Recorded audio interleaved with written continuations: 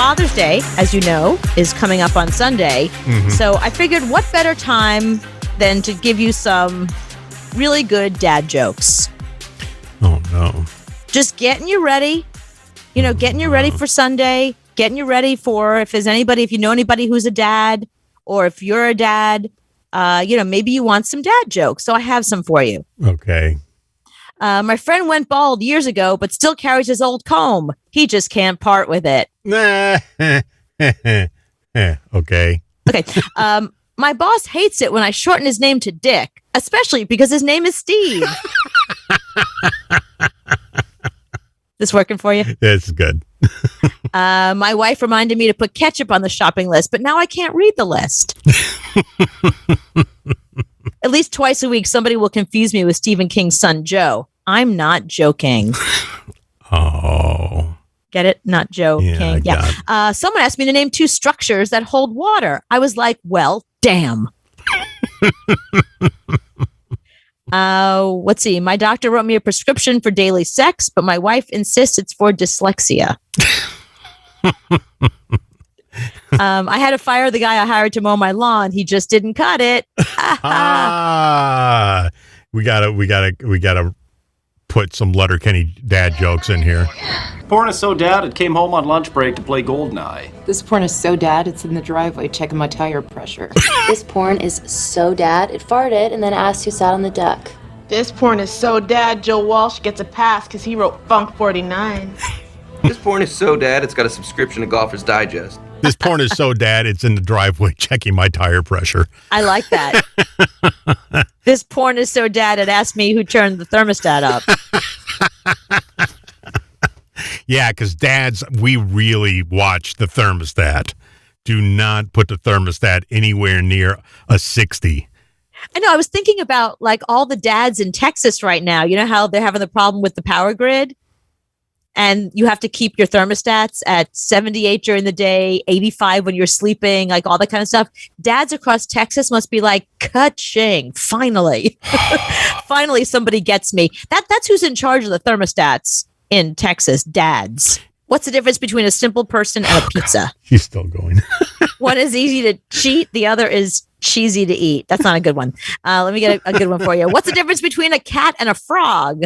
A cat has 9 lives. The frog croaks every night. Why do librarians hate tennis? Too much racket. You should always fear a pirate duck. He has the power to unleash the Kraken. No. Want to hear about the germiest places in the airport? Let me guess. It's got to be the airport chairs. Well, what specific part? Because it's not just any part of the chair at the airport.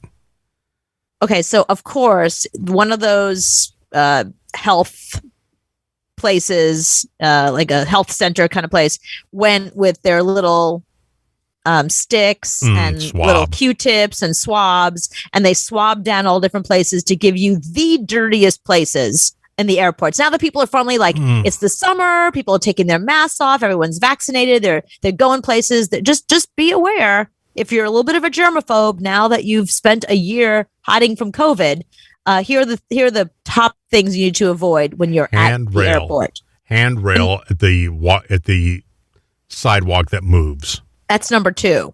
Is it really? Yep. Because that's got to be disgusting. I guarantee they never clean that thing. Yeah, the handrails were really, really high in germs, like really high in germs. Number 1 on their list is the armrests on the chair. So not just the chairs, but specifically the armrest, which includes armrests on the plane. So anywhere there's an armrest, just know it's full of germs. So try not to touch it. If you do, I don't know, wash your hands afterwards, I guess. Never clean that. Handrails, number 2. Things you don't think about, like the touch screens. That's one of the germiest places. The self-check-in monitor, touch screens. Oh, yeah. Yeah. Because you got to go there and get your ticket, so you got to punch in on the screen. Right. And everybody touches it, and they touch it, they touch it, they touch it. And the problem is, that's not one of those things that gets cleaned all that often. You got to think about, like, if you work at an airport, what are you cleaning? Not the touch screens. Mm-hmm.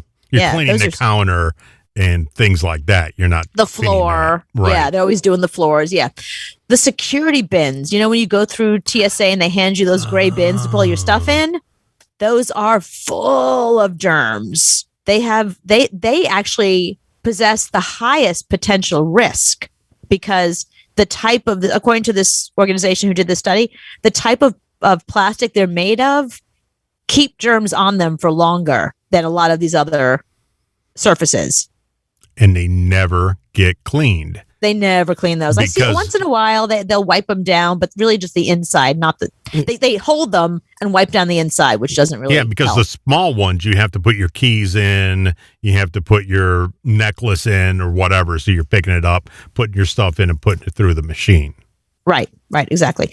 And finally, water fountains. But of course, are you going to go to a water fountain at an airport? Really? You know what's not on that list? Bathrooms. Well, they said bathrooms are germy, but they at least get cleaned. They get cleaned all the time. They clean bathrooms like crazy, but you should. The difference is the germs that are everywhere else, people do take their poo with them if they don't wash their hands. So all bathrooms are dirty, but at an airport, that's not the dirtiest place. Yeah, baby changing tables probably in the bathroom because I guarantee those never get cleaned. Because out of sight, out of mind, and usually they're in a stall, so you really don't get to see them that often. But that's probably pretty nasty. Yeah, in the women's bathroom, it's right there. It's like a pull down thing, almost like old school where they used to pull down the ironing board. It's that kind of thing where they pull them down. So you'd have to pull it down, open it up, and then clean it. I've seen them clean bathrooms. I've never seen them pull that thing down, open it, and clean it. Well, you got to realize places like JFK, how many different people does that see from different countries and from everywhere? So exactly. Germs can come in from any country. And JFK or LaGuardia is really nasty. No, that's how COVID got spread in the first place. Yeah. People coming from other countries and go to LaGuardia. Bringing their germs with them. Yeah. Yeah, LaGuardia's, I don't think, ever been cleaned. Would you get on a plane at this point? Right now, yeah. I mean, before I got the COVID vaccine, no. There's no way you could get me on a plane. But now, I don't know. I mean, we're seeing all these videos of people going insane on planes. Right. And it was tense back then when I was flying all the time. I mean, very tense. I wanted to shoot everybody on that plane. So I can imagine now what it's like. Because every day we're seeing people go on insane on airplanes. But that's the craziest thing. So the fear on airplanes is no longer germs and COVID, because even during COVID, they were finding that because of the way they filter the air, people weren't really getting COVID from airplanes. That was not really a way people were getting sick. So the bigger issue right now with flying is not the getting sick part. It's the violent, crazy people around you who haven't traveled in over a year and who are really anxious or tense or angry or whatever the deal is. So yeah, that's why a lot of the airlines stopped serving alcohol. They have all these rules in place now. But you're right. Every day we see another video of somebody fighting on an airplane. It's insane. And I've never believed the airplane is safe no matter what, because it's really a tube with the air that gets circulated. I mean, it's not like you can open a window and get fresh air. It's true. And they board those planes so fast and take people off. There's no way they clean those seats, those tray tables. They might clean them once a month. They don't clean them every day. They do now. No, they do now. Yes. In fact, the only people who were getting sick during COVID at the airports were the cleaning people because they were there doing the cleaning and they were all over the germs. Now I can imagine the backups, because you were waiting for the plane to land so they could get people off real quick so you could get on the plane real quick. Now, if they have to clean the whole damn thing, it probably is a nightmare. By the time you get on the plane, then you want to fight everybody. You're making me not want to go anywhere. Yeah, I've never been a fan of flying. I used to hate it. I think I would rather fly than get on the subway. What? The subway's totally safe. No.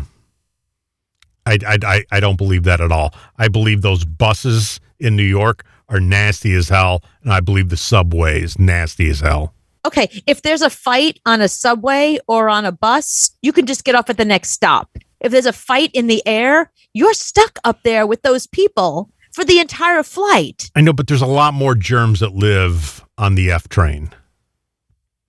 But you're on the F train for less time than you're in an airplane. So your exposure time is way less. And if you wear a face mask and if you wash your hands, you'll be fine.